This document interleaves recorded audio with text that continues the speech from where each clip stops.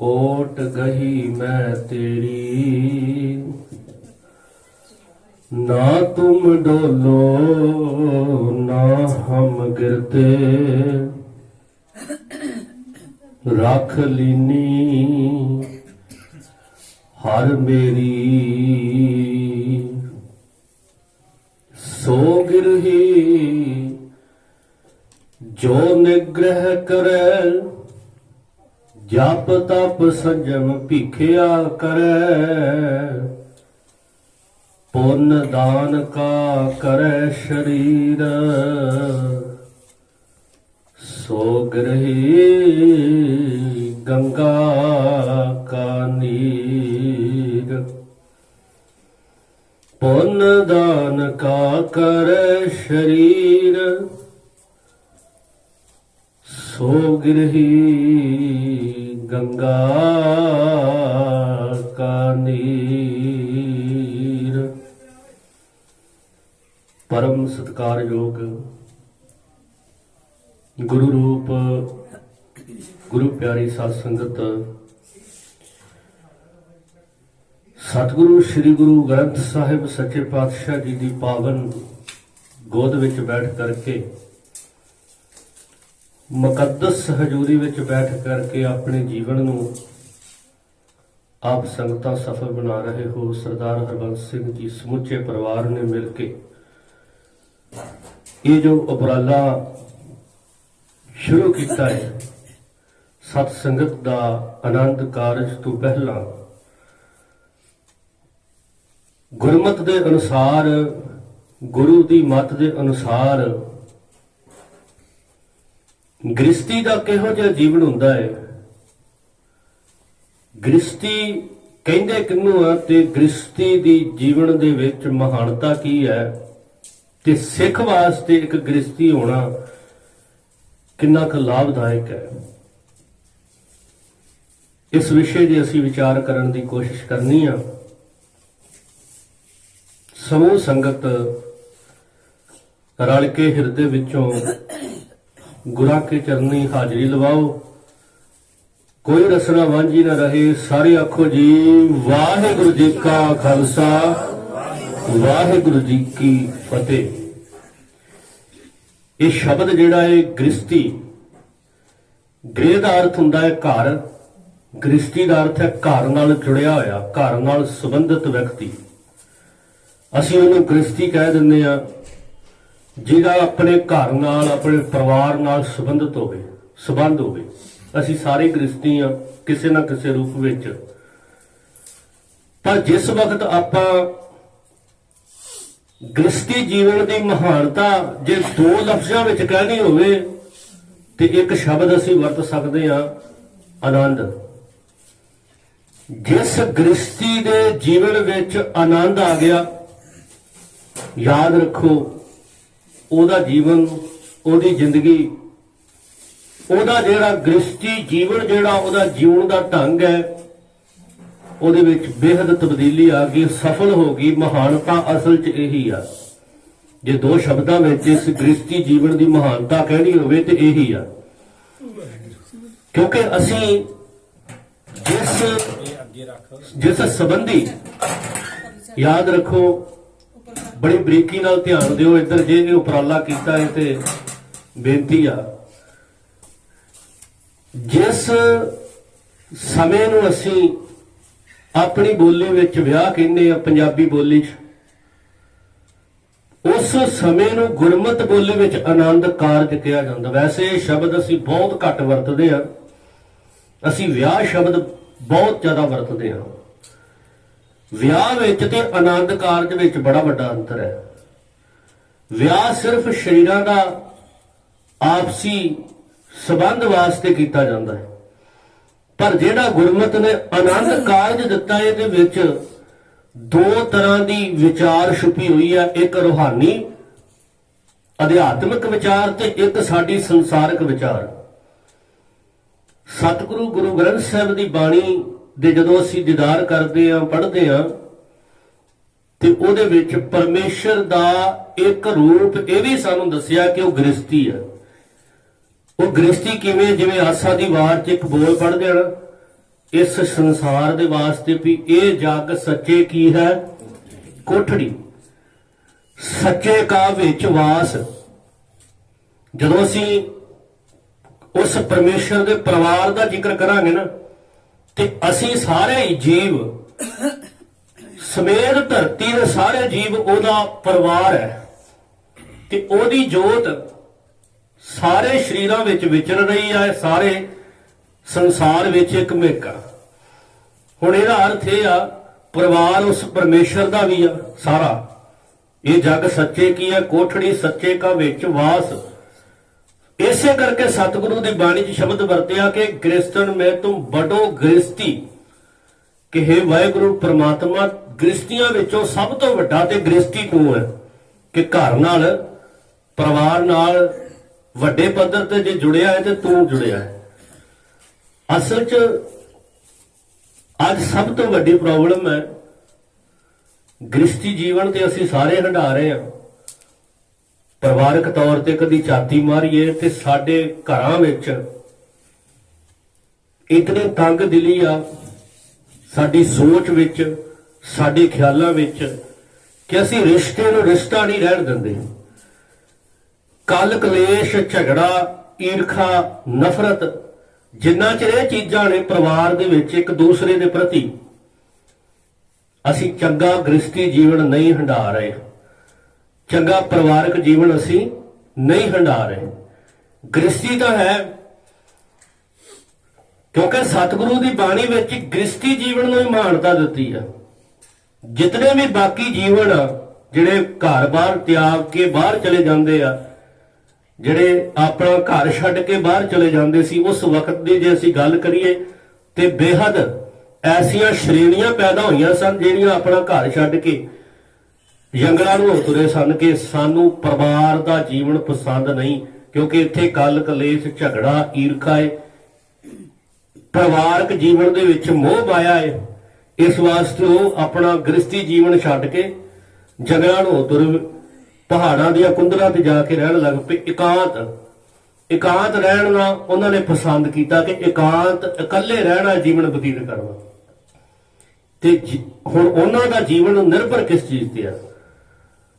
ਜਿਹੜੇ ਤੇ ਜੰਗਲਾਂ ਨੂੰ ਉਠਵੇ ਉਹਨਾਂ ਵਾਸਤੇ ਸ਼ਬਦ ਵਰਤੇ, ਜਿਵੇਂ ਕਬੀਰ ਸਾਹਿਬ ਜੀ ਦੀ ਬਾਣੀ ਦੇ ਵਿੱਚ ਭਗਤ ਕਬੀਰ ਸਾਹਿਬ ਸ਼ਬਦ ਵਰਤਦੇ ਆ ਕਿ ਗ੍ਰਸਤੀ ਜੀਵਨ ਛੱਡ ਕੇ ਤੇ ਕੰਧ ਮੂਲ ਚੁਣ ਖਾਇਆ, ਕਿ ਜੋ ਕੁਝ ਉੱਥੇ ਲੱਭਾ ਉਹ ਛਕ ਛਕਾ ਕੇ ਜੀਵਨ ਹੰਢਾ ਲਿਆ।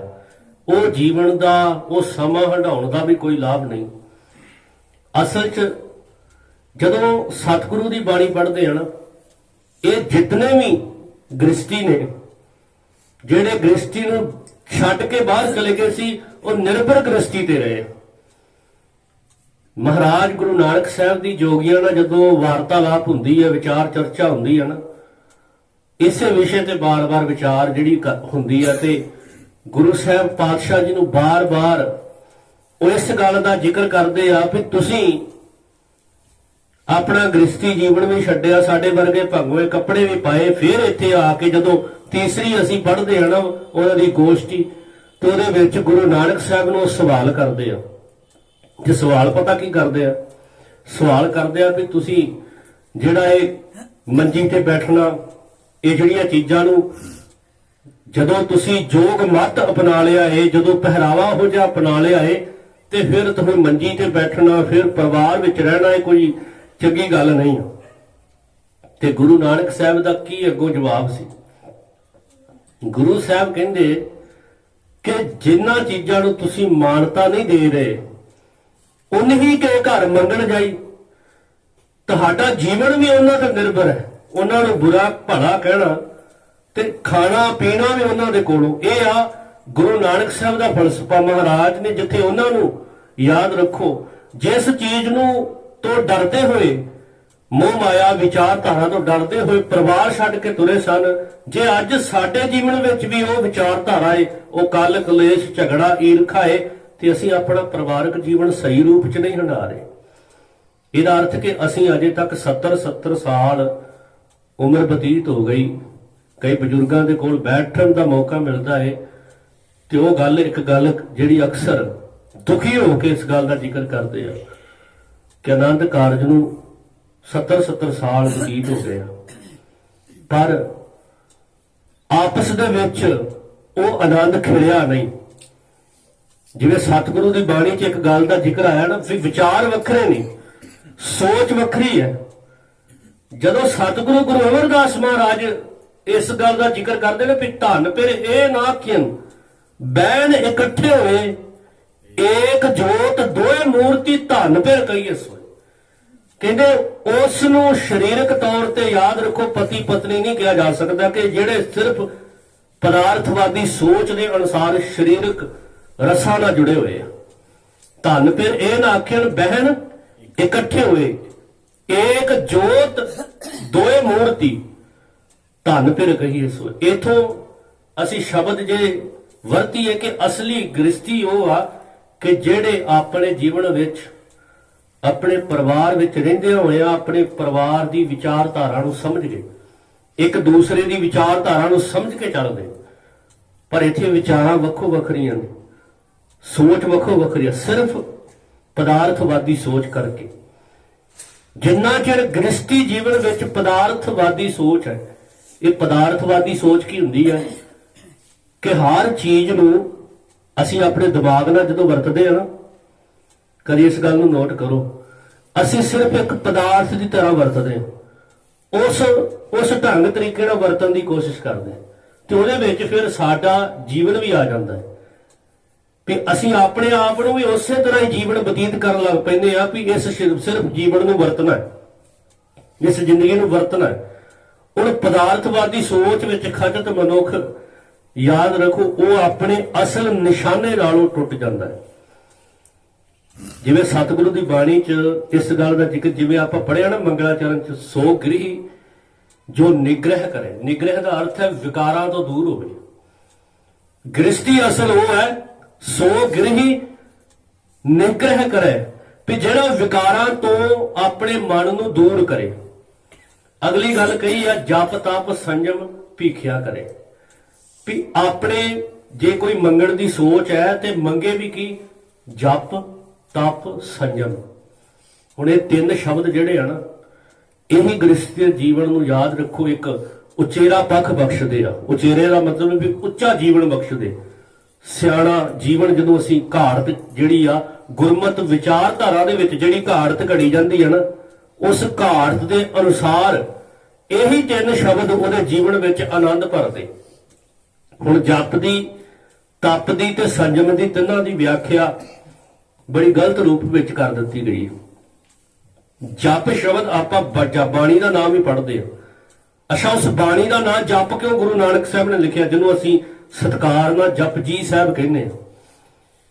ਉਸ ਬਾਣੀ ਦਾ ਨਾਮ ਜਪ ਇਸ ਕਰਕੇ ਲਿਖਿਆ ਹੈ ਕਿ ਉਹਦੀ ਸਾਨੂੰ ਇਸ ਵਿਚਾਰ ਦੇ ਰਾਹੀਂ ਇਹ ਜਿਹੜੀਆਂ 38 ਪੌੜੀਆਂ ਨੇ, ਇਹਦੇ ਵਿੱਚ ਦਿੱਤਾ ਹੋਇਆ ਸੁਨੇਹਾ, ਉਸ ਨੂੰ ਜਪਣਾ ਹੈ। ਉਸ ਸੁਨੇਹੇ ਨੂੰ ਅਸੀਂ ਆਪਣੇ ਮਨ ਹਿਰਦੇ ਤੱਕ ਪਹੁੰਚਾਉਣਾ ਹੈ। ਉਹਨੂੰ ਜਪਣ ਦਾ ਮਤਲਬ ਹੈ ਉਹਦੀ ਵਿਚਾਰਧਾਰਾ ਨੂੰ ਆਪਣੇ ਮਨ ਹਿਰਦੇ ਤੱਕ, ਉਸ ਗੁਰਮਤ ਫਲਸਫੇ ਨੂੰ, ਉਸ ਜਪਜੀ ਸਾਹਿਬ ਦੇ ਵਿੱਚ ਦਿੱਤੇ ਹੋਏ ਫਲਸਫੇ ਨੂੰ ਆਪਣੇ ਮਨ 'ਚ ਵਸਾਉਣਾ ਹੈ। ਤੇ ਉਹਦੇ ਨਾਲ ਕੀ ਪ੍ਰਗਟ ਹੁੰਦਾ ਹੈ? ਸਚਿਆਰ ਜੀਵਨ। ਸਚਿਆਰ ਜੀਵਨ, ਗ੍ਰਸਤੀ ਜੀਵਨ, ਸਫਲ ਜੀਵਨ ਉਸੇ ਨੂੰ ਕਿਹਾ ਜਾ ਸਕਦਾ ਹੈ ਜਿਹਦੇ ਜੀਵਨ ਦੇ ਵਿੱਚ, ਯਾਦ ਰੱਖੋ, ਇਹ ਤਿੰਨ ਸ਼ਬਦ ਨੇ, ਜਪ ਤਪ ਤੇ ਸੰਜਮ। ਹੁਣ ਸੰਜਮ ਦਾ ਅਰਥ ਹੈ ਕਿ ਆਪਣੇ ਮਨ ਦੀਆਂ ਇੰਦਰੀਆਂ ਨੂੰ, ਆਪਣੇ ਮਨ ਦੀ ਵਿਚਾਰ ਨੂੰ, ਆਪਣੇ ਵਾਸ਼ਨਾਵਾਂ ਦੀਆਂ ਇੰਦਰੀਆਂ ਨੂੰ ਰੋਕਣਾ। ਇਹ ਸਭ ਤੋਂ ਪਹਿਲੀ ਜਿਹੜੀ ਜ਼ਰੂਰਤ ਹੈ, ਜਿਹੜੀ ਵਿਚਾਰ ਹੈ। ਦੂਸਰੀ ਗੱਲ, ਤਪ ਦਾ ਮਤਲਬ ਹੈ ਕਿ ਤਪ ਕਿਹੋ ਜਿਹਾ, ਗ੍ਰਸਤੀ ਦਾ ਤਪ ਕਿੱਦਾਂ ਦਾ ਹੁੰਦਾ। ਕਦੀ ਨੋਟ ਕਰੋ, ਗ੍ਰਸਤੀ ਦਾ ਤਪ ਇਹ ਆ ਕਿ ਉਹਨੇ ਕਿਰਤ ਕਰਕੇ, ਮਿਹਨਤ ਕਰਕੇ ਜਿਹੜਾ ਵਾ ਪਰਿਵਾਰ ਪਾਲਣਾ, ਇਹ ਉਹਦਾ ਤਪ ਹੈ। ਜਪ ਕੀ ਹੈ ਉਹਦਾ? ਕਿ ਉਹਨੇ ਆਪਣੇ ਜੀਵਨ ਵਿੱਚ ਨਿਤਾ ਪ੍ਰਤੀ ਇੱਕ ਪਰਮੇਸ਼ਰ ਦੇ ਭੈ ਭਾਵ ਉਹਦੀ ਵਿਚਾਰਧਾਰਾ ਦੇ ਵਿੱਚ ਜੀਵਨ ਬਤੀਤ ਕਰਨਾ। ਤਪ ਕੀ ਆ ਉਹਦੇ ਵਾਸਤੇ, ਗ੍ਰਸਤੀ ਵਾਸਤੇ? ਕਿ ਉਹਨੇ, ਜਿਵੇਂ ਪਤੀ ਨੇ ਬਾਹਰ ਕਿਰਤ ਕਰਨ ਜਾਣਾ ਹੈ, ਚਲੋ ਅੱਜ ਸਤਿਗੁਰੂ ਦੀ ਐਸੀ ਬਖਸ਼ਿਸ਼ ਕਿ ਧੀਆਂ ਨੂੰ ਭੈਣਾਂ ਨੂੰ ਵੀ ਬਰਾਬਰਤਾ ਦਾ ਦਰਜਾ ਜਿਹੜਾ ਦੇ ਰਹੇ ਆ। ਅੱਜ ਦਾ ਸਮਾਂ ਭੈਣਾਂ ਵੀ ਕੰਮ ਕਰਦੀਆਂ ਨੇ। ਉਹਨਾਂ ਦਾ ਮਕਸਦ ਕੀ ਹੈ ਕਿ ਕੰਮ ਕਿਹੋ ਜਿਹਾ ਕਰਦਾ ਵਾ? ਕਿਰਤ ਕਰਕੇ। ਕਿਰਤ ਦਾ ਮਤਲਬ ਵੈਸੇ ਇਹ ਸ਼ਬਦ ਅਸਲ 'ਚ ਸੀ ਸੁਕਿਰਤ। ਕਿਰਤ ਦਾ ਅਰਥ ਵੈਸੇ ਹੁੰਦਾ ਕੰਮ ਹੀ ਆ, ਤੇ ਕੰਮ ਚੰਗਾ ਤੇ ਮਾੜਾ ਦੋਨੋਂ ਹੁੰਦੇ ਆ। ਇਹ ਸ਼ਬਦ ਜਿਹੜਾ ਗੁਰੂ ਨਾਨਕ ਸਾਹਿਬ ਨੇ ਦਿੱਤਾ ਸੀ ਨਾ, ਉਹ ਹੌਲੀ ਹੌਲੀ ਸ਼ਬਦ ਉਹਦੇ ਵਿੱਚੋਂ ਸੱਸਾ ਅੱਖਰ ਅਲੋਪ ਹੋ ਗਿਆ ਤੇ ਅਸੀਂ ਉਹਨੂੰ ਕਿਰਤ ਕਹਿਣ ਲੱਗ ਪਏ। ਕਿਰਤ ਤੇ ਸਾਰੇ ਹੀ ਕਰਦੇ ਆ, ਪਰ ਸੁਕਿਰਤ ਕੋਈ ਕੋਈ ਕਰਦਾ ਹੈ। ਸੁਕਿਰਤ ਕਰਨ ਦਾ ਭਾਵ ਹੈ ਕਿ ਚੰਗੀ ਕਿਰਤ ਕਰਨੀ, ਮਿਹਨਤ ਕਰਕੇ। ਇੱਕ ਸ਼ਬਦ ਭਾਈ ਗੁਰਦਾਸ ਜੀ ਨੇ ਵਰਤਿਆ ਏ। ਜਦੋਂ ਭਾਈ ਗੁਰਦਾਸ ਜੀ ਗੁਰੂ ਨਾਨਕ ਸਾਹਿਬ ਦੇ ਹਾਲਾਤ ਲਿਖਦੇ ਸੀ ਨਾ, ਕਿ ਉਹਨਾਂ ਨੇ ਉਸ ਸਮੇਂ ਦੇ ਜਿੱਥੇ ਰਾਜਿਆਂ ਦੇ ਹਾਲਾਤ ਲਿਖੇ, ਜਿੱਥੇ ਪਰਜਾ ਦੇ ਹਾਲਾਤ ਲਿਖੇ, ਜਿੱਥੇ ਭਾਈ ਗੁਰਦਾਸ ਜੀ ਨੇ ਹੋਰ ਜਿਹੜੇ ਧਾਰਮਿਕ ਤੌਰ ਤੇ ਧਾਰਮਿਕ ਲੋਕ ਨੇ ਉਹਨਾਂ ਦੇ ਹਾਲਾਤ ਲਿਖੇ, ਉੱਥੇ ਉਹਨਾਂ ਨੇ ਗ੍ਰਸਤੀਆਂ ਦੇ ਹਾਲਾਤ ਵੀ ਲਿਖੇ। ਇੱਥੋਂ ਸਾਨੂੰ ਪਤਾ ਲੱਗ ਜਾਏ ਵੀ ਗ੍ਰਸਤੀ ਜੀਵਨ ਕਿੰਨਾ ਨੀਵੇਂ ਪੱਧਰ ਦਾ ਵੀ ਚੱਲ ਜਾਂਦਾ ਹੈ। ਜੇ ਅਸੀਂ ਸਹੀ ਗ੍ਰਸਤੀ ਜੀਵਨ ਦੀ ਸਹੀ ਰਾਹ ਤੇ ਨਾ ਤੁਰਾਂਗੇ ਤੇ ਉਹਦੇ ਨਾਲ ਹੋਏਗਾ ਕੀ? ਕੱਲਾ ਗ੍ਰਸਤੀ ਜੀਵਨ ਧਾਰਨ ਕਰ ਲੈਣਾ, ਯਾਦ ਰੱਖੋ, ਅਸਲੀ ਧਰਮ ਧਾਰਨ ਕਰਨਾ ਨਹੀਂ ਹੈ। ਗ੍ਰਸਤੀ ਜੀਵਨ ਨੂੰ ਜਿਉਣ ਦਾ ਢੰਗ ਤਰੀਕਾ ਇਹੋ ਜਿਹਾ ਹੋਵੇ ਕਿ ਅਸਲ ਵਿੱਚ ਪਰਿਵਾਰ ਨਾਲ ਜੁੜਿਆ ਹੋਇਆ ਮਨੁੱਖ ਉਹਦਾ ਜੀਵਨ ਵਿੱਚ ਆਨੰਦ ਪਸਰਾਏ। ਹੁਣ ਭਾਈ ਗੁਰਦਾਸ ਜੀ ਨੇ ਸ਼ਬਦ ਲਿਖਿਆ ਹੈ, ਇਸਤਰੀ ਪੁਰਖੈ ਦਾਮ ਹਿਤ ਭਾਵੇਂ ਆਏ ਕਿਥਾਉ ਜਾਏ। ਹੁਣ ਦਾਮ ਦਾ ਅਰਥ ਹੈ ਪੈਸਾ। ਭਾਈ ਗੁਰਦਾਸ ਕਹਿੰਦੇ ਵੀ ਹਾਲਾਤ ਇੱਥੋਂ ਤੱਕ ਵਿਗੜੇ ਹੋਏ ਨੇ ਸਮਾਜ ਦੇ। ਗ੍ਰਸਤੀ ਜੀਵਨ ਬਤੀਤ ਕਰਨ ਵਾਲੇ ਜਿਹੜੇ ਨੇ, ਇਸਤਰੀ ਪੁਰਖ ਹੈ, ਇਸਤਰੀ ਤੇ ਪੁਰਖ ਉਹਨਾਂ ਦਾ ਆਪਸੀ ਸੰਬੰਧ ਜਿਹੜਾ ਹੈ ਸਿਰਫ ਪੈਸਾ ਹੈ। ਇਸਤਰੀ ਪੁਰਖ ਹੈ ਦਾਮ ਹਿਤ ਭਾਵੇਂ ਆਏ ਕਿਥਾਉ ਜਾਏ। ਪਤਨੀ ਨਹੀਂ ਰੋਕਦੀ ਪਤੀ ਨੂੰ, ਭਾਵੇਂ ਗਲਤ ਤਰੀਕੇ ਨਾਲ ਪੈਸਾ ਕਮਾ ਰਿਹਾ, ਉਹਨੂੰ ਪੈਸਾ ਚਾਹੀਦਾ ਹੈ। ਪਤੀ ਨਹੀਂ ਰੋਕਦਾ ਆਪਣੀ ਪਤਨੀ ਨੂੰ ਕਿ ਉਹ ਜਿਸ ਤਰੀਕੇ ਢੰਗ ਨਾਲ ਜਿੱਦਾਂ ਦਾ ਜੀਵਨ ਬਤੀਤ ਕਰ ਰਹੀ ਹੈ, ਜਿਸ ਤਰ੍ਹਾਂ ਦੇ ਹਾਰ ਸ਼ਿੰਗਾਰ ਕਰ ਰਹੀ ਆ, ਉਹ ਤੋਂ ਨਹੀਂ ਰੋਕਦਾ। ਹੁਣ ਦੋਨਾਂ ਦੇ ਜੀਵਨ ਵਿੱਚ ਜਿਹੜੀ ਅਸਲ ਵਿਚਾਰ ਹੈ ਉਹ ਮਿਟ ਗਈ ਆ। ਉਹ ਕਿਹੜੀ ਆ? ਸੁਕਿਰਤ, ਜਿਹਨੂੰ ਕਿਹਾ ਹੈ ਤਪ। ਵੀ ਚੰਗੇ ਪਰਿਵਾਰ ਪਾਲਣ ਦਾ ਮਤਲਬ ਹੈ ਵੀ ਜੇ ਅਸੀਂ ਪਰਿਵਾਰ ਦੀ ਪਰਵਰਿਸ਼ ਕਰਨ ਦੀ ਸੋਚ ਆਪਣੇ ਖਿਆਲਾਂ ਅੰਦਰ ਲਿਆ ਰਹੇ ਹਾਂ ਤੇ ਸਾਡਾ ਢੰਗ ਤਰੀਕਾ ਵਧੀਆ ਹੋਣਾ ਚਾਹੀਦਾ, ਕਿਉਂਕਿ ਅਸੀਂ ਚੰਗੇ ਸਮਾਜ ਦੀ ਸਿਰਜਣਾ ਕਰਨੀ। ਸਾਡੇ ਤੋਂ ਇੱਕ ਪਰਿਵਾਰ ਹੀ ਨਹੀਂ, ਇਕੱਲਾ ਸਮਾਜ ਦੀ ਜਿਹੜੀ ਆ ਪਦਾਇਸ਼ ਹੋ ਰਹੀ ਹੈ, ਸਮਾਜ ਅੱਗੇ ਵਧ ਰਿਹਾ ਹੈ। ਪਰ ਜੇ ਪਤੀ ਪਤਨੀ ਦਾ ਸੰਬੰਧ ਇਕੱਲਾ ਪੈਸਾ ਹੈ ਤੇ ਭਾਈ ਗੁਰਦਾਸ ਜੀ ਕਹਿੰਦੇ ਵੀ ਹਾਲਾਤ ਅਸਲ 'ਚ ਇਹ ਗ੍ਰਸਤੀ ਜੀਵਨ ਨਹੀਂ ਆ। ਇਹ ਅਸਲ ਦੇ ਵਿੱਚ ਗ੍ਰਸਤੀ ਜੀਵਨ ਜਿਹੜੇ ਹੰਢਾ ਰਹੇ ਆ ਉਹ ਸਿਰਫ ਤੇ ਸਿਰਫ ਪਦਾਰਥਵਾਦੀ ਜੀਵਨ ਹੰਢਾ ਰਹੇ ਆ, ਆਨੰਦਮਈ ਜੀਵਨ ਨਹੀਂ ਆ। ਹੁਣ ਸਭ ਤੋਂ ਵੱਡੀ ਗੱਲ ਹੈ, ਜੇ ਜਪ ਕਰਨਾ, ਤਪ ਕਰਨਾ, ਭਾਵ ਮਿਹਨਤ ਕਰਕੇ ਜੇ ਕੋਈ ਧਨ ਦੌਲਤ ਥੋੜੀ ਬਹੁਤ, ਜਿਹਨੂੰ ਕਿਹਾ ਗੁਜ਼ਾਰਨ, ਧਨ ਗੁਜ਼ਾਰੇ ਵਾਸਤੇ ਚਾਹੀਦਾ, ਉਹ ਲੈ ਕੇ ਆਂਦੀ। ਹੁਣ ਜਦੋਂ ਘਰ ਵਿੱਚ ਆਏ ਤੇ ਉਸ ਦੀ ਸਾਂਭ ਸੰਭਾਲ, ਬੱਚਿਆਂ ਦੀ ਪਰਵਰਿਸ਼ ਕਰਨ ਦੀ ਵੱਧ ਜ਼ਿੰਮੇਵਾਰੀ ਇਸਤਰੀ ਦੀ ਹੁੰਦੀ ਆ। ਇਸੇ ਕਰਕੇ ਕਹਿ ਦਿੱਤਾ ਜਾਂਦਾ ਹੈ ਕਿ ਬੱਚਿਆਂ ਦੇ ਵਾਸਤੇ ਮਾਂ ਪਹਿਲੀ ਟੀਚਰ ਹੈ। ਮਾਂ ਨੇ ਹੀ ਉਹਨੂੰ ਸਾਰੀਆਂ ਜਿਹੜੇ ਜੀਵਨ ਦੇ ਗੁਣ ਦੱਸਣੇ ਆ, ਕਿਉਂਕਿ ਪਤੀ ਨੇ ਤੇ ਬਾਹਰ ਰਹਿਣਾ ਹੈ, ਪਿਤਾ ਨੇ ਤੇ ਬਾਹਰ ਵਿਚਰਨਾ ਹੈ, ਤੇ ਸਭ ਤੋਂ ਵੱਧ ਘਰ ਦੀ ਸਾਂਭ ਸੰਭਾਲ ਦੇਖ ਰੇਖ ਕਿਹਦੇ ਹੱਥ ਹੈ? ਇੱਕ ਇਸਤਰੀ ਦੇ। ਇਸਤਰੀ ਦਾ ਫਰਜ਼ ਬਣਦਾ ਹੈ ਕਿ ਉਹਨੇ ਕਿਸ ਤਰ੍ਹਾਂ ਉਹਨੂੰ ਚਲਾਉਣਾ। ਤੇ ਜਿਹੜੀ ਚੰਗੀ ਇਸਤਰੀ ਹੁੰਦੀ ਹੈ ਨਾ, ਉਹ ਆਪਣਾ ਪਰਿਵਾਰ, ਆਪਣੇ ਜਿਹੜੇ ਨਾਲ ਦੇ ਸੰਬੰਧਿਤ ਪਰਿਵਾਰ ਦੇ ਜੀ, ਉਹਨਾਂ ਨਾਲ ਮਿਲ ਕੇ ਤੇ ਉਹਨਾਂ ਦੇ ਵਿੱਚੋਂ ਜਿਹੜੀ ਚੱਜ ਦਾ ਜਿਹੜਾ ਜੀਵਨ ਹੈ ਉਸ ਨੂੰ ਬਤੀਤ ਕਰਦੀ ਹੈ। ਸਲਾਹ ਮਸ਼ਵਰਾ ਵੀ ਉਹੋ ਜਿਹਾ ਕਰਦੀ ਹੈ, ਗੱਲ ਵੀ ਉਹੋ ਜਿਹੀ ਸਾਹਮਣੇ ਰੱਖਦੀ ਕਿ ਜਿਹਦੇ ਨਾਲ ਸਹੀ ਜਿਹੜੀ ਦਿਸ਼ਾ ਦਿੱਤੀ ਜਾ ਸਕੇ ਕਿਸੇ ਵੀ ਕਾਰਜ ਨੂੰ। ਇਹ ਇਕੱਲਾ ਇਹ ਨਹੀਂ ਆ ਕਿ ਸ਼ਬਦ ਪੜ੍ਹ ਲਿਆ, ਕੀਤਾ ਲੋੜੀਏ ਕੰਮ ਸੁਹਾਰ ਪੇ ਆਖੀਏ, ਕਾਰਜ ਦੇ ਸਵਾਰ ਸਤਿਗੁਰ ਸੱਚ ਸਾਖੀਏ, ਤੇ ਆਨੰਦ ਕਾਰਜ ਹੋ ਗਿਆ ਤੇ ਜੀਵਨ ਸ਼ੁਰੂ ਹੋ ਗਿਆ ਤੇ ਗ੍ਰਸਤੀ ਜੀਵਨ ਨਹੀਂ। ਇੱਥੇ ਬੜੀਆਂ ਵੱਡੀਆਂ ਜ਼ਿੰਮੇਵਾਰੀਆਂ ਨੇ। ਇੱਕ ਗ੍ਰਸਤੀ ਜੀਵਨ ਹੋਣ ਦਾ ਮਤਲਬ ਹੈ ਜ਼ਿੰਮੇਵਾਰੀ ਵਿੱਚ ਪੈਣਾ। ਇੱਕ ਸ਼ਬਦ ਦੇ ਵਿੱਚ ਨਾ ਸਤਿਗੁਰੂ ਜੀ ਨੇ ਬੜਾ ਪਿਆਰਾ ਦ੍ਰਿਸ਼ਟਾਂਤ ਦੇ ਕੇ ਦੋਨਾਂ ਪੱਖਾਂ ਤੋਂ ਸਮਝਾਇਆ। ਇੱਕ ਸਾਡਾ ਰੂਹਾਨੀਅਤ ਅਧਿਆਤਮਿਕ ਜਿਹੜਾ ਗ੍ਰਸਤੀ ਜੀਵਨ ਹੈ, ਇੱਕ ਸਾਡਾ ਸੰਸਾਰਿਕ ਗ੍ਰਸਤੀ ਜੀਵਨ। ਉੱਥੇ ਸ਼ਬਦ ਵਰਤਿਆ ਮਤ ਮਾਤਾ ਸੰਤੋਖ ਪਿਤਾ। ਜ਼ਿੰਦਗੀ ਦੇ ਵਿੱਚ ਜਿਹੜੀ ਮੱਤ ਹੈ, ਜਿਹੜੀ ਉਚੇਰੀ ਮੱਤ ਹੈ, ਉਚੇਰੀ ਸਿੱਖਿਆ ਹੈ, ਉਹ ਮਾਂ ਦੇ ਬਰਾਬਰ ਹੈ। ਜੇ ਤੁਹਾਡੇ ਕੋਲ ਸੰਤੋਖ ਹੈ ਤੇ ਉਹ ਸੰਤੋਖ ਪਿਤਾ ਦੇ ਬਰਾਬਰ ਹੈ। ਹੁਣ ਇਹ ਕਹਿਣਾ ਹੈ ਕਿ ਕਹਿਣ ਨਾ ਜਾਏ ਤਾਂ ਕੁਦਰਤ ਕੀਮਤ ਨਹੀਂ ਪਾਈ। ਕਹਿੰਦੇ ਜੇ ਇਹੋ ਜਿਹਾ ਗ੍ਰਸਤੀ ਜੀਵਨ ਹੰਢਾਇਆ ਜਾਏ, ਉਸ ਗ੍ਰਸਤੀ ਜੀਵਨ ਦੀ ਜਿਹੜੀ ਆ ਵਿਚਾਰ ਇਤਨੀ ਮਹਾਨ ਹੈ ਕਿ ਉਹਦੇ ਵਿੱਚ ਪਰਮੇਸ਼ਰ ਦੇ ਗੁਣ ਆ ਵਸਣਗੇ। ਗੁਣ ਉਹਦੇ ਵਾਸਤੇ ਜਿਹੜੇ ਆ ਦੁਰਲੱਭ ਜੀਵਨ ਉਹਨੂੰ ਸੇਧ ਦੇਣਗੇ। ਦੁਰਲੱਭ ਜੀਵਨ ਵਿੱਚ ਉਹਦੀ ਵਿਚਾਰ ਜਿਹੜੀ ਭਰਨਗੇ। ਬਾਕੀ ਜੀਵਾਂ ਨਾਲੋਂ ਸਭ ਤੋਂ ਵੱਧ ਜੇ ਸੰਸਾਰ ਅੰਦਰ ਸੁੱਖ ਸਾਧਨ ਨੇ ਜਾਂ ਪੈਦਾ ਕੀਤੇ ਨੇ ਤੇ ਉਹ ਮਨੁੱਖ ਨੇ ਕੀਤੇ ਨੇ, ਜਾਂ ਇੰਜ ਕਹਿ ਲਈਏ ਕਿ ਉਹਨਾਂ ਦੀ ਖੋਜ ਕੀਤੀ ਹੈ ਤੇ ਉਹ ਮਨੁੱਖ ਨੇ ਕੀਤੀ ਹੈ। ਔਰ ਬਾਕੀ ਜੀਵਾਂ ਨਾਲੋਂ ਸਾਡਾ ਇਸੇ ਕਰਕੇ ਵੱਖਰਾ ਸਿਸਟਮ ਹੈ ਰਹਿਣ ਸਹਿਣ ਦਾ ਕਿ ਉਹਨਾਂ ਕੋਲ ਉਹ ਚੀਜ਼ਾਂ ਨਹੀਂ, ਬੋਲਣ ਵਾਲੀ ਸ਼ਕਤੀ ਨਹੀਂ, ਸਮਝਣ ਵਾਲੀ ਸ਼ਕਤੀ ਨਹੀਂ, ਸੁਣਨ ਵਾਲੀ ਸ਼ਕਤੀ ਜੇ ਹੈ ਵੀ ਆ ਉਹ ਸਮਝ ਨਹੀਂ ਸਕਦੇ। ਸਭ ਤੋਂ ਵੱਡੀ ਗੱਲ ਹੈ। ਹੁਣ ਇਸ ਚੀਜ਼ ਨੂੰ ਜਦੋਂ ਅਸੀਂ ਵੇਖਣ ਦੀ ਕੋਸ਼ਿਸ਼ ਕਰਦੇ ਹਾਂ ਨਾ ਕਿ ਮਨੁੱਖ ਦੇ ਵਾਸਤੇ ਪਰਿਵਾਰ ਦੇ ਵਿੱਚ ਰਹਿਣਾ ਔਰ ਸਫਲ ਪਰਿਵਾਰ ਉਹੀ ਕਹਿਲਾਇਆ ਜਾ ਸਕਦਾ ਹੈ ਜੇ ਪਰਮੇਸ਼ਰ ਦੇ ਗੁਣ ਆ ਉਹਦੇ ਕੋਲ। ਜੇ ਪਰਮੇਸ਼ਰ ਦੇ ਗੁਣ ਨਹੀਂ ਤੇ ਜੀਵਨ ਵਿੱਚ ਸਫਲ ਵਿਚਾਰ ਨਹੀਂ। ਇਸੇ ਕਰਕੇ ਸਾਨੂੰ ਗੁਰਮਤਿ ਨਾਲ ਜੋੜਿਆ ਹੈ। ਤੁਸੀਂ ਕਦੀ ਨੋਟ ਕਰੋ, ਮਹਾਰਾਜ ਪਾਤਸ਼ਾਹ ਨੇ ਜਦੋਂ ਪੰਡਤ ਦੇ ਵੱਲ ਵੇਖਿਆ ਨਾ, ਉਹਨੇ ਜਨੇਊ ਪਾਇਆ। ਗੁਰੂ ਸਾਹਿਬ ਜੀ ਨੇ ਉਸ ਸੰਸਾਰਕ ਜਨੇਊ ਨੂੰ ਰੱਦ ਕਰਕੇ ਪਰਮੇਸ਼ਰ ਦੇ ਗੁਣਾਂ ਵਾਲਾ ਜਨੇਊ ਦਿੱਤਾ।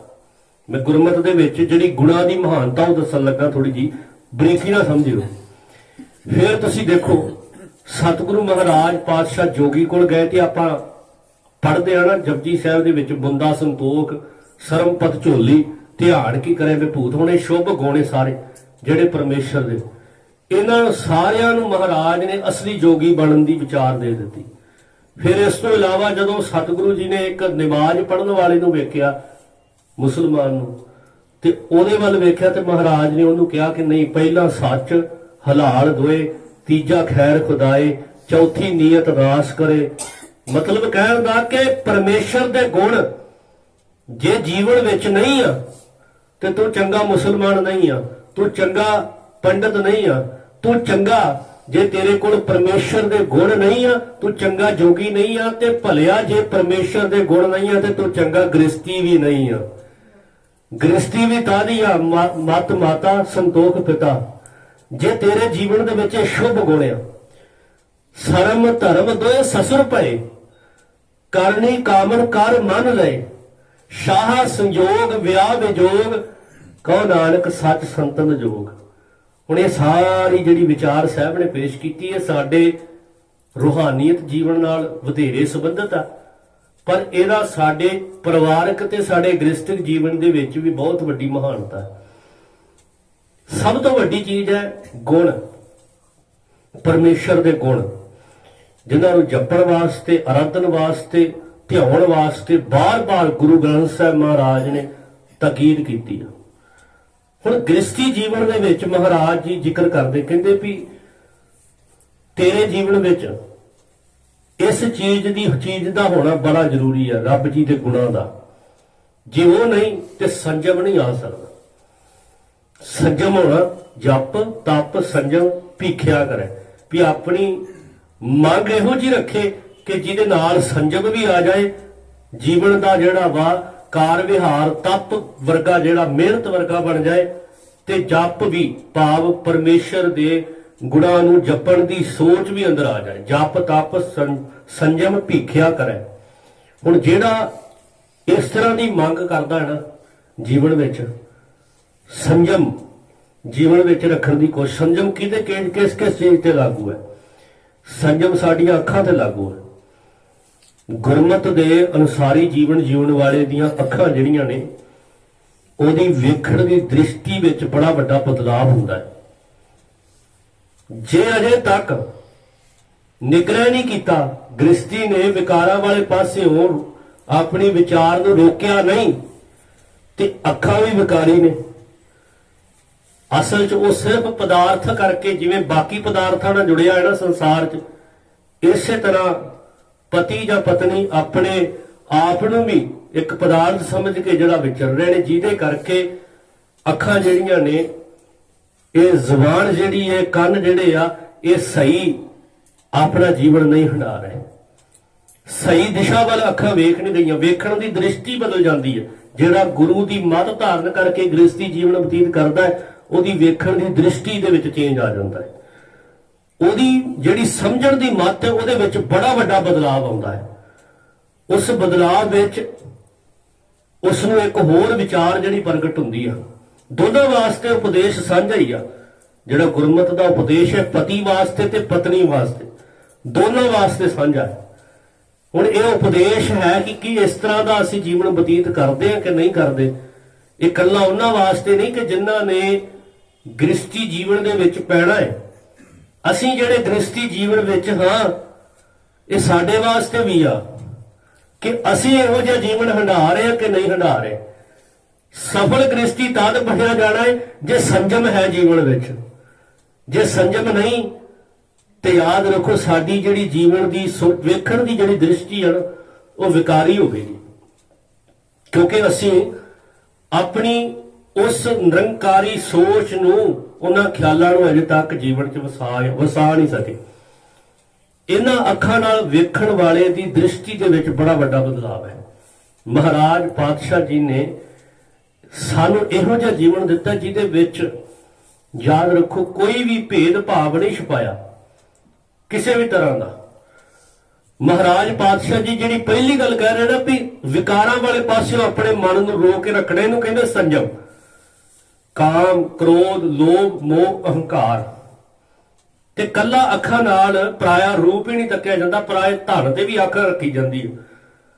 ਜਦੋਂ ਮਨੁੱਖ, ਕਦੀ ਤੁਸੀਂ ਸੋਚ ਕੇ ਵੇਖੋ, ਕਿਸੇ ਦਾ ਬੱਚਾ ਬਾਹਰ ਵਿਦੇਸ਼ ਚਲਾ ਜਾਏ, ਗਵਾਂਢੀ ਦਾ ਬੱਚਾ ਬਾਹਰ ਵਿਦੇਸ਼ ਚਲਾ ਜਾਏ, ਪਰਿਵਾਰ ਵਿੱਚ ਹੀ ਰਹਿੰਦੇ ਆ, ਭਰਾ ਦੇ ਆਪਸੀ ਜਦੋਂ ਪਰਿਵਾਰ ਨਵਾਂ ਆਰੰਭ ਹੁੰਦਾ ਹੈ, ਅਸੀਂ ਉਸੇ ਦੀ ਗੱਲ ਕਰ ਲਈਏ, ਦੂਰ ਕੀ ਜਾਣਾ, ਇੱਕ ਪਰਿਵਾਰ ਦੇ ਵਿੱਚ ਜਦੋਂ ਦੋ ਪਰਿਵਾਰ ਬਣਦੇ ਅੱਗੇ, ਫਿਰ ਕੀ ਹੁੰਦਾ ਹੈ ਕਿ ਜੇ ਕਿਤੇ ਇੱਕ ਭਰਾ ਚੰਗੀ ਮਿਹਨਤ ਕਰਕੇ ਤੇ ਚੰਗਾ ਮੁਕਾਮ ਹਾਸਲ ਕਰ ਗਿਆ ਤੇ ਉਹਦਾ ਬੱਚਾ ਬਾਹਰ ਦੇ ਦੇਸ਼ ਸੈਟਲ ਹੋ ਗਿਆ ਜਾਂ ਵਧੀਆ ਪੜ੍ਹਾਈ ਕਰ ਗਿਆ, ਜੇ ਮੇਰੇ ਵਰਗਾ ਉਹਦੇ ਤੋਂ ਇਸ ਕਰਕੇ ਆਪਣੇ ਅੰਦਰ ਸਾੜਾ ਪੈਦਾ ਕਰ ਰਿਹਾ ਹੈ, ਵੇਖ ਕੇ ਉਹਦੀ ਤਰੱਕੀ, ਤੇ ਇਹਦਾ ਅਰਥ ਕੀ ਆ ਕਿ ਮੇਰੀ ਵੇਖਣ ਵਾਲੀ ਦ੍ਰਿਸ਼ਟੀ ਅਜੇ ਗੁਰਮਤ ਅਨੁਸਾਰ ਗ੍ਰਸਤੀ ਨਹੀਂ ਹੋਈ।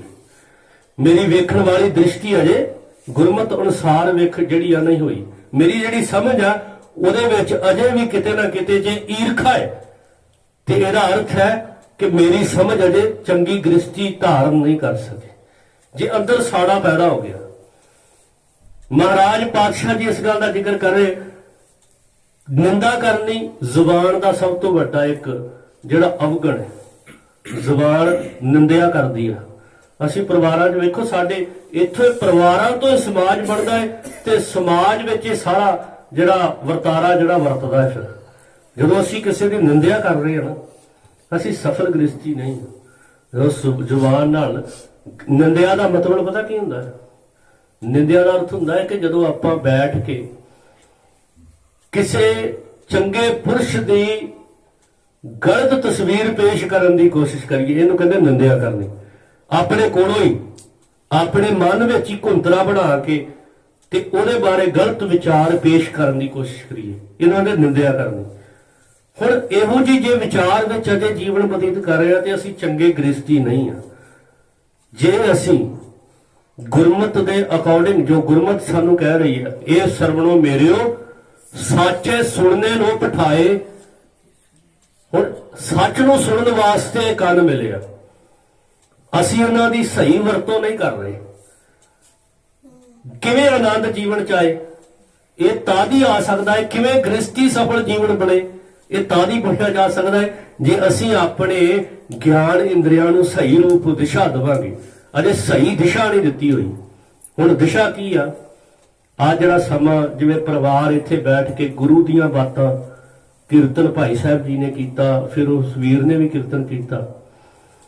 ਕੀਰਤਨ ਗੁਰੂ ਦੀ ਸਿਫਤ ਹੋਈ, ਪਰਮੇਸ਼ਰ ਮਾਲਕ ਦੀ ਸਿਫਤ ਦੇ ਵਿੱਚ ਅਸੀਂ ਬੈਠ ਕੇ ਇੱਕ ਵਿਸ਼ੇ ਦੀ ਵਿਚਾਰ ਕਰ ਰਹੇ ਵੀ ਅਸੀਂ ਕਿਵੇਂ ਅੱਗੇ ਵਧਣਾ ਹੈ।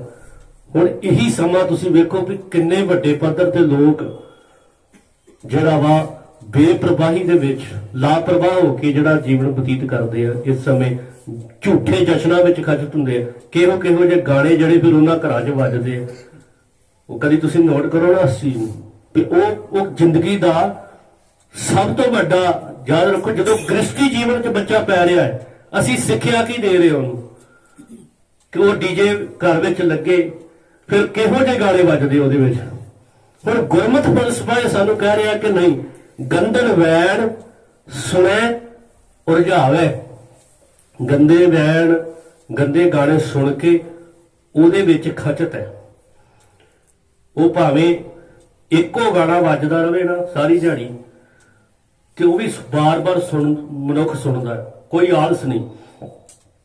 ਪਰ ਜੇ ਕਿਤੇ ਗੁਰਦੁਆਰੇ ਦੇ ਵਿੱਚ ਭਾਈ ਸਾਹਿਬ ਤੀਸਰੇ ਕੁ ਦਿਨ ਸ਼ਬਦ ਬਦਲਦੇ, ਤੀਜੇ ਕੁ ਦਿਨ ਉਹੀ ਸ਼ਬਦ ਲਾ ਦੇਣ, ਤੇ ਸਾਡਾ ਇੱਕੋ ਹੀ ਸਵਾਲ ਹੁੰਦਾ, ਭਾਈ ਸਾਹਿਬ ਇਹ ਤਾਂ ਤੁਸੀਂ ਪਰਸੋਂ ਅਜੇ ਸੁਣਾਇਆ ਇਹ ਸ਼ਬਦ। ਕਿਉਂਕਿ ਅਸੀਂ ਇੱਕ ਆਲਸੀ ਸੋਚ ਦੇ ਮਾਲਕ ਹਾਂ। ਮਹਾਰਾਜ ਨੇ ਇਸ ਗੱਲ ਦਾ ਜ਼ਿਕਰ ਕੀਤਾ, ਗੰਦਨ ਵੈਣ ਸੁਣੇ ਉਰਝਾਵੇ ਨਾਮ ਸੁਣਤ ਅਲਕਾਇਆ, ਕਿ ਜਦੋਂ ਨਾਮ ਸੁਣਨ ਦੀ ਗੱਲ ਆਉਂਦੀ ਉਦੋਂ ਆਲਸ ਆ ਜਾਂਦਾ ਜੀਵਨ 'ਚ। ਜਦੋਂ ਬਾਣੀ ਪੜ੍ਹਨ ਵਿਚਾਰ ਕਰਨ ਦੀ ਅਸੀਂ ਅਸਲ ਦੇ ਵਿੱਚ ਆਪਣੇ ਜੀਵਨ ਨੂੰ ਦਿਸ਼ਾ ਨਹੀਂ ਸਹੀ ਦੇ ਸਕੇ ਪਰਿਵਾਰਕ ਤੌਰ ਤੇ। ਜੇ ਜਿਸ ਦਿਨ ਅਸੀਂ ਇਸ ਚੀਜ਼ ਨੂੰ ਆਪਣੇ ਜੀਵਨ ਦੇ ਵਿੱਚ ਸਹੀ ਦਿਸ਼ਾ ਦੇਣ ਦੀ ਸੋਚ ਧਾਰਨ ਕਰ ਲਈ, ਅਸੀਂ ਚੰਗੇ ਗ੍ਰਸਤੀ ਬਣ ਜਾਣਾ। ਸਾਡਾ ਆਲਾ ਦੁਆਲਾ ਵੀ ਸਿੱਖਦਾ ਹੈ।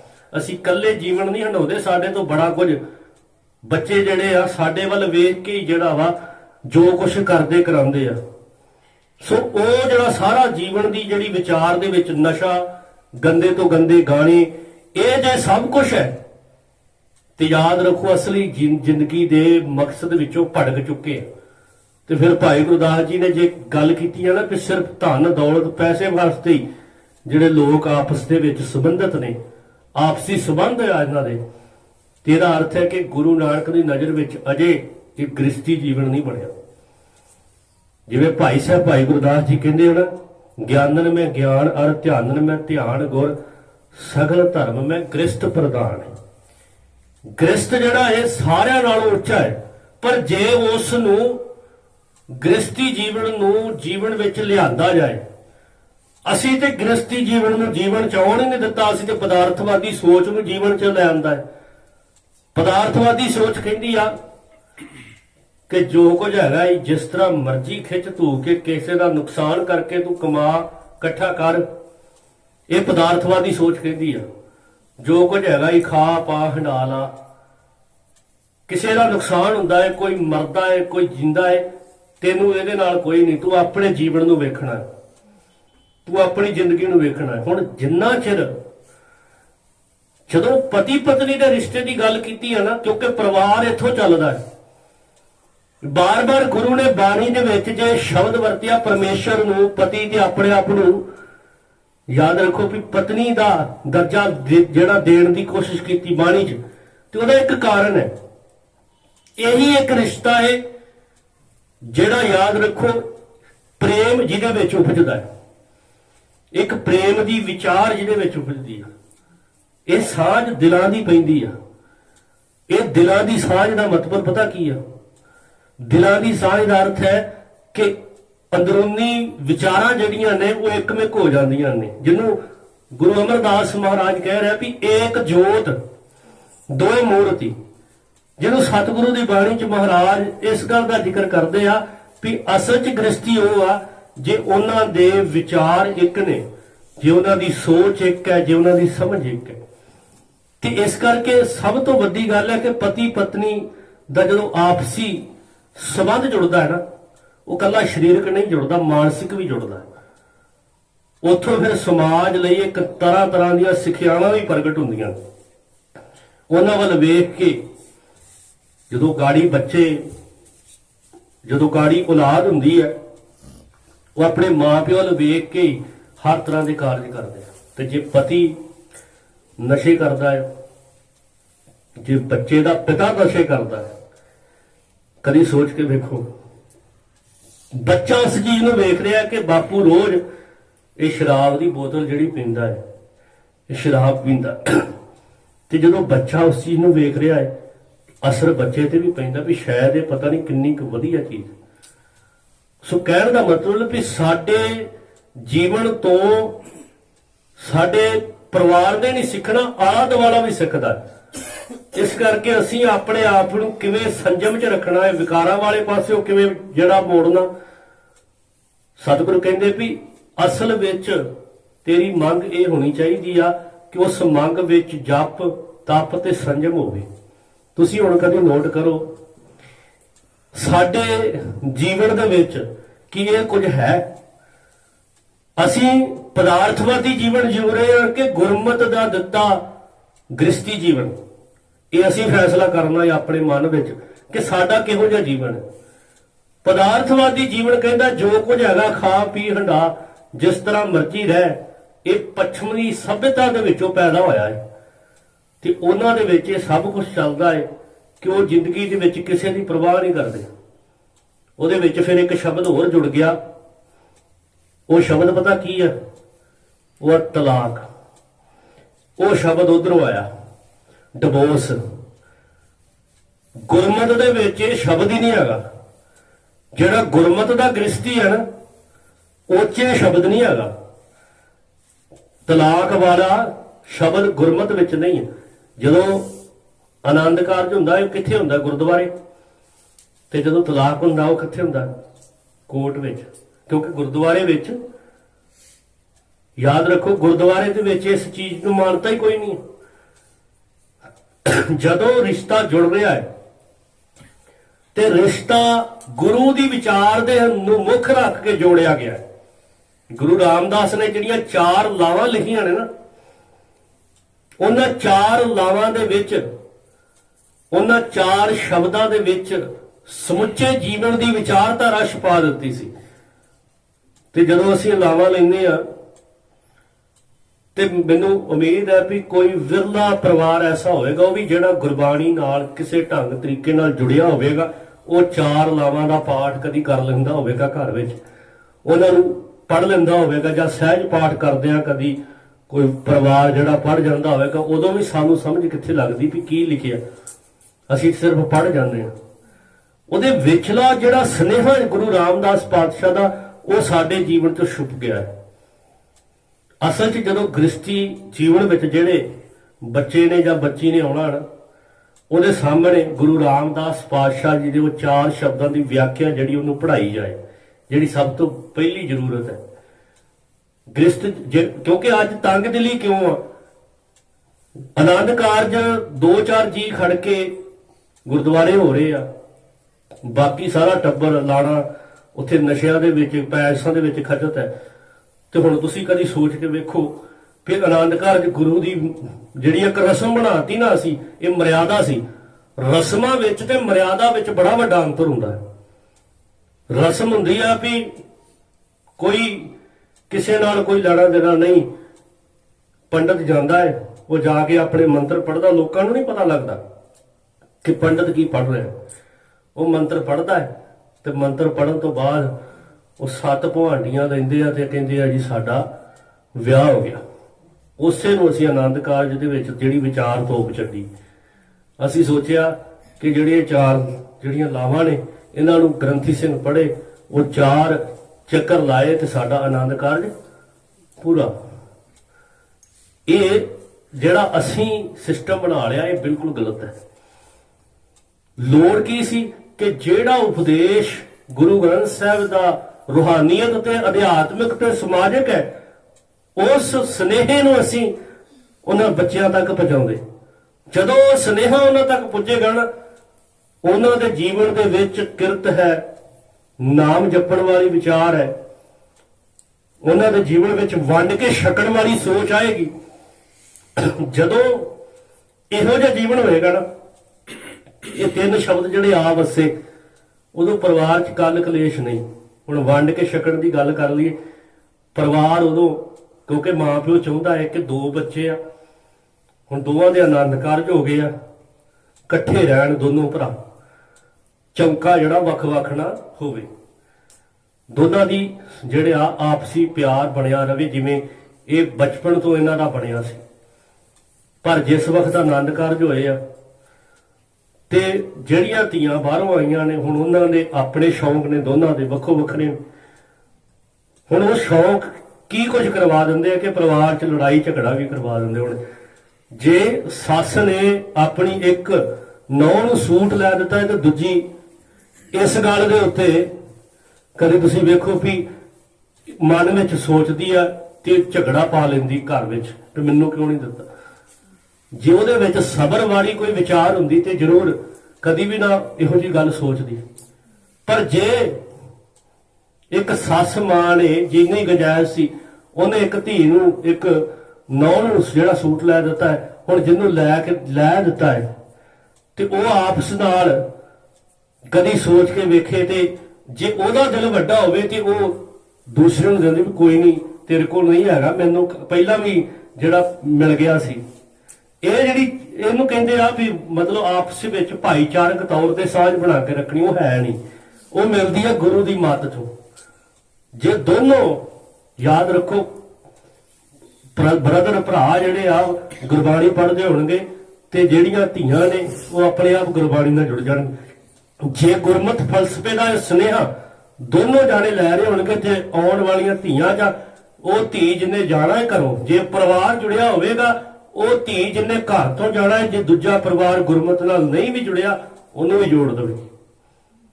ਤੁਹਾਨੂੰ ਪਤਾ ਗੁਰਬਾਣੀ ਨੂੰ ਪੜ੍ਹਨ ਵਾਲਾ ਜੀਵਨ ਦੂਜੇ ਨੂੰ ਗੁਰੂ ਨਾਲ ਜੋੜ ਦਿੰਦਾ ਹੈ, ਜੇ ਸੱਚੀ ਦਿਲੋਂ ਜੁੜ ਕੇ ਬਾਣੀ ਪੜ੍ਹੀ ਜਾਏ। ਉਦਾਹਰਣ ਸਾਡੇ ਸਾਹਮਣੇ ਇਤਿਹਾਸ ਦੀ ਬੀਬੀ ਅਮਰੋ, ਗੁਰੂ ਅੰਗਦ ਸਾਹਿਬ ਜੀ ਦੀ ਸੁਪੁੱਤਰੀ, ਅੰਮ੍ਰਿਤ ਵੇਲੇ ਬਾਣੀ ਪੜ੍ਹਦੀ ਆ ਤੇ ਗੁਰੂ ਅਮਰਦਾਸ ਪਾਤਸ਼ਾਹ ਮਹਾਰਾਜ, ਹਾਲਾਂਕਿ ਘਰ ਦੂਜਾ ਹੈ, ਅੰਮ੍ਰਿਤ ਵੇਲੇ ਲੰਘ ਰਹੇ ਤੇ ਕੰਧ ਦੇ ਲਾਗੇ ਆਵਾਜ਼ ਜਦੋਂ ਸੁਣੀ ਆ, ਉਹਨਾਂ ਦਾ ਮਨ ਜੁੜ ਗਿਆ। ਅੰਮ੍ਰਿਤ ਵੇਲੇ 4 ਵਜੇ ਤੇ ਕਦੀ ਸੋਚ ਕੇ ਵੇਖੋ, ਦੁੱਧ ਰਿੜਕਦੇ ਆ, ਕੰਮ ਕਾਜ ਕਰਦੇ ਆ ਬਾਣੀ।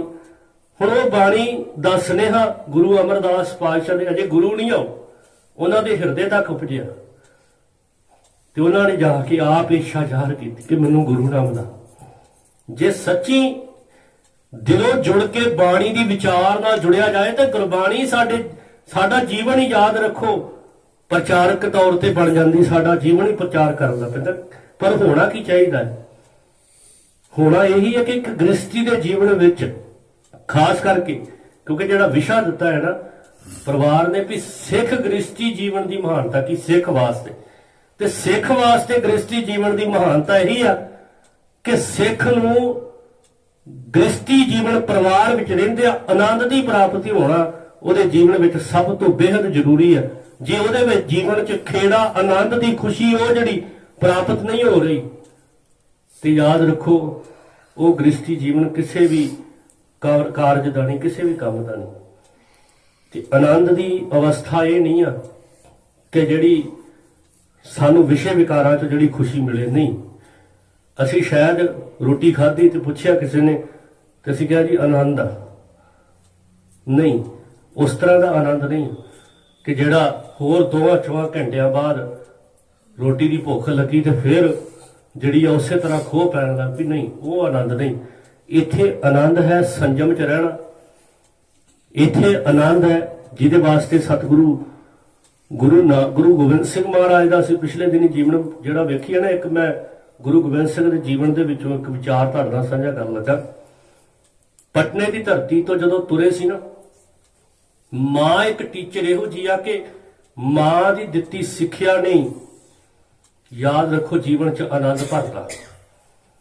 ਗੁਰੂ ਗੋਬਿੰਦ ਸਿੰਘ ਦੀ ਮਾਂ ਮਾਤਾ ਗੁਜਰ ਕੌਰ ਕਿੰਨੀ ਸਿਆਣੀ ਹੋਵੇਗੀ, कि पति असाम विच बैठा है 3 साल तक, 3.5 साल तक, किते 3 साल लिखा किते 3.5 साल, तकरीबन 1670 दे विच पहली बार पिता दा अपने पुत्र नाल मिलाप हुंदा है। इन्ने दिन इन्ना समा मां गुजर कौर दे पति बाहर असाम विच धर्म प्रचार च विचर रहे। हुण तुसीं कदी सोच के वेखो कि मां गुजर कौर दी जिम्मेवारी कितनी वड्डी आ भी उहने बच्चे नूं गुरु गोबिंद सिंह नूं सिक्ख्यावां भी देणियां ने, लोरियां भी सुणाउणियां ने, क्योंकि वो समा बच्चे दा लोरियां जिहड़ी सुणनियां ते इस तो इलावा बच्चे वास्ते वो एक समा इहो जिहा हुंदा है कि जिहदे विच बच्चे नूं निक्कियां निक्कियां सिक्ख्यावां भी दृढ़ करवाउणियां चाहीदियां ने। हालांकि साडे विच नहीं, साडे च ते लोरियां हुंदियां गाणे। मां गुजर कौर ने किहो जिहियां लोरियां दित्तियां ने? मां गुजर कौर ने लोरियां दित्तियां गुरबाणी दियां। किते उन्होंने गुरु तेग बहादुर साहब का शब्द पढ़ के जिहड़ा वा ओहो जी लोरी दित्ती, जो नर दुख में दुख नहीं माने, सुख स्नेह और भै नहीं जाके कंचड़ माटी माने। ते इतिहास कहता है कि जदों गुरु तेग बहादुर साहब ने चक नानकी स्थान वसाया ते उत्थे पहली बार गुरु गोबिंद सिंह महाराज गए आ ते उत्थे मां दी दित्ती सिक्ख्या दी परख कीती आ। पहली बार जदों गुरु तेग बहादुर साहब तखत ते बैठे ने, चक नानकी दी गल है, उस अस्थान नूं गुरु साहब ने खरीदिया ते उहदा पहला नाम माखोवाड़ सी। ते जिहड़ी संगत आई आ नाल पटने तो वो भी मत्था टेक रही आ ते नाल गुरु गोबिंद सिंह पातशाह ते नाल मां गुजर कौर मत्था टेक रही। तुसीं कदी नोट करो, इस दृश्य नूं अपने मन च बिठाओ। सतगुरु ने पहला सवाल की कीता है गुरु कलगीधर पिता नूं?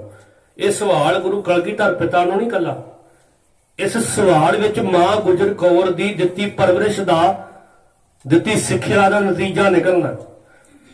ते पहला सवाल की कीता है? आख्या तुसीं गुरु समझ के मत्था टेक रहे कि पिता समझ के मत्था टेक रहे, बाप समझ के मत्था टेक रहे जे कि गुरु समझ के? क्योंकि सिख दा लक्ष्य यही है कि जदों गुरु की बाणी नूं पढ़े तो उहदे जीवन विच गुरु की बाणी पढ़ के आनंद आ जाए।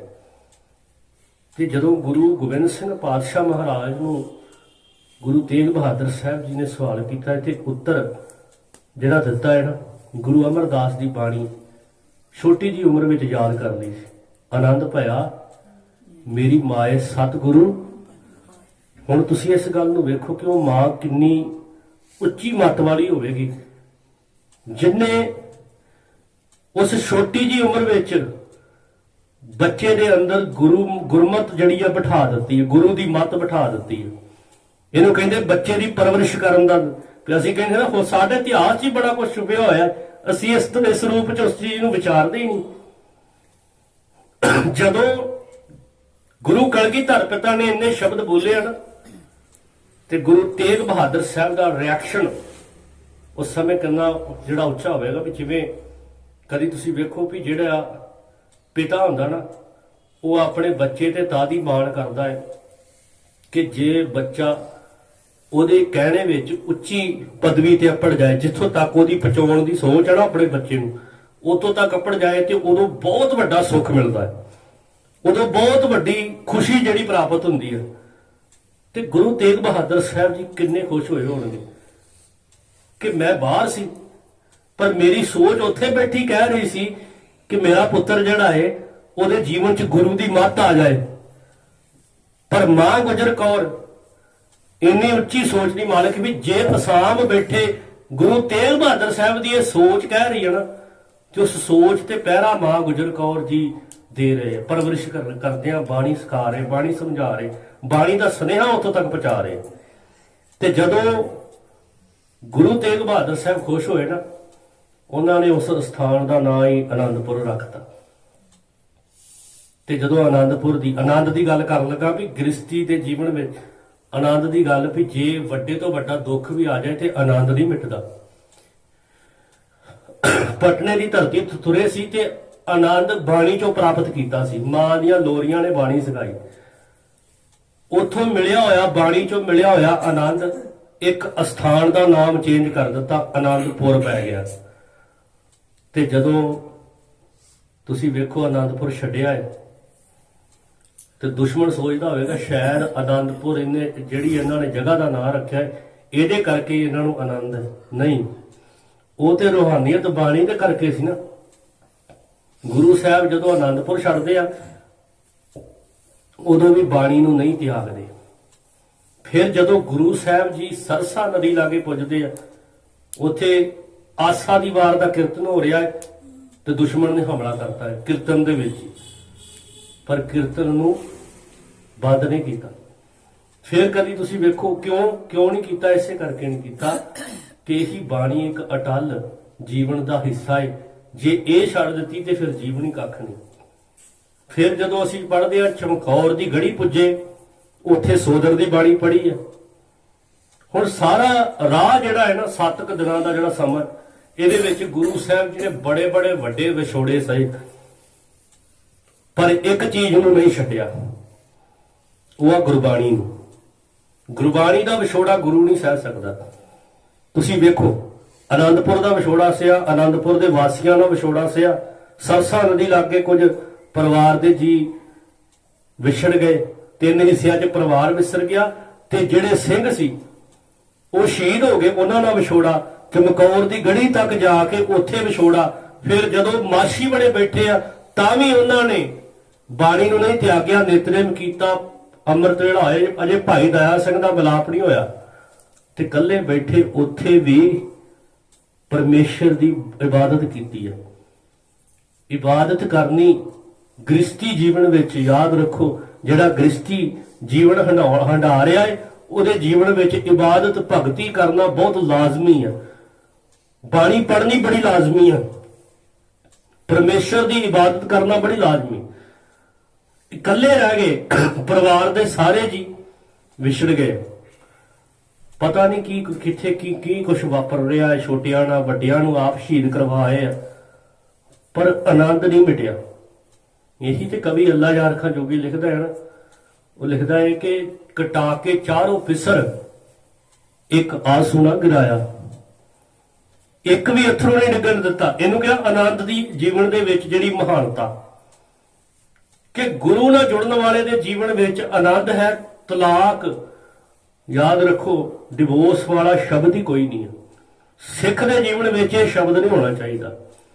ਹੁਣ ਗ੍ਰਸਤੀ ਜਿਹੜਾ ਹੈ ਨਾ, ਜਿਹੜਾ ਗੁਰੂ ਦੀ ਬਾਣੀ ਤੇ ਗੁਰੂ ਦੀ ਮੱਤ ਨਾਲ ਜੁੜਿਆ ਹੋਇਆ ਹੈ, ਉਹ ਜੀਵਨ 'ਚ ਵੱਡੇ ਵੱਡੇ ਦੁੱਖ ਤੇ ਝੱਲ ਲੈਂਦਾ ਹੈ, ਪਰ ਆਨੰਦ ਨਹੀਂ ਮਿਟਣ ਦਿੰਦਾ, ਆਨੰਦ ਨਹੀਂ ਖਤਮ ਹੋਣ ਦਿੰਦਾ। ਹੁਣ ਇਹੋ ਜਿਹਾ ਅਸੀਂ ਸਿਸਟਮ ਆਪਣਾ ਜਿਹੜਾ ਵਾ ਬਣਾਉਣ ਦੀ ਕੋਸ਼ਿਸ਼ ਕਰਨੀ ਆ, ਤਾਂ ਕਿ ਅਸੀਂ ਆਉਣ ਵਾਲੇ ਸਮੇਂ ਵਿੱਚ ਗੁਰੂ ਕੀ ਬਾਣੀ ਨੂੰ ਇਕੱਲਾ ਪੜ੍ਹਨਾ ਨਹੀਂ, ਵਿਚਾਰ ਕੇ ਉਹਨੂੰ ਜੀਵਨ 'ਚ ਢਾਲਣਾ ਵੀ, ਤਾਂ ਕਿ ਸਾਡਾ ਜੀਵਨ ਬਦਲ ਸਕੇ। ਮਹਾਰਾਜ ਕਿਰਪਾ ਕਰਨ, ਇਸ ਪਰਿਵਾਰ ਨੇ ਆਪ ਸੰਗਤ ਦੇ ਨਾਲ ਵਿਚਾਰ ਕਰਨ ਦਾ ਸਮਾਂ ਬਖਸ਼ਿਸ਼ ਕੀਤਾ। ਸਤਿਗੁਰੂ ਕਿਰਪਾ ਕਰੇ ਅਸੀਂ ਇਸ ਵਿਸ਼ੇ ਦੀ ਜਿਹੜੀ ਵਿਚਾਰ ਕਰਨ ਦੀ ਕੋਸ਼ਿਸ਼ ਕੀਤੀ, ਇਹਦੇ ਵਿਚਲਾ ਸੁਨੇਹਾ ਸਾਡੇ ਹਿਰਦਿਆਂ ਤੱਕ, ਸਾਡੇ ਜੀਵਨ ਵਿੱਚ ਆ ਜਾਏ। ਭੁੱਲ ਚੁੱਕ ਦੀ ਖਿਮਾ ਜੀ, ਜਿਹੜੇ ਬੱਚੇ ਦਾ ਆਨੰਦ ਕਾਰਜ ਹੈ, ਉਹਨਾਂ ਨੂੰ ਲੱਖ ਲੱਖ ਵਧਾਈ ਹੋਵੇ। ਭੁੱਲ ਚੁੱਕ ਦੀ ਖਿਮਾ ਜੀ। ਵਾਹਿਗੁਰੂ ਜੀ ਕਾ ਖਾਲਸਾ, ਵਾਹਿਗੁਰੂ ਜੀ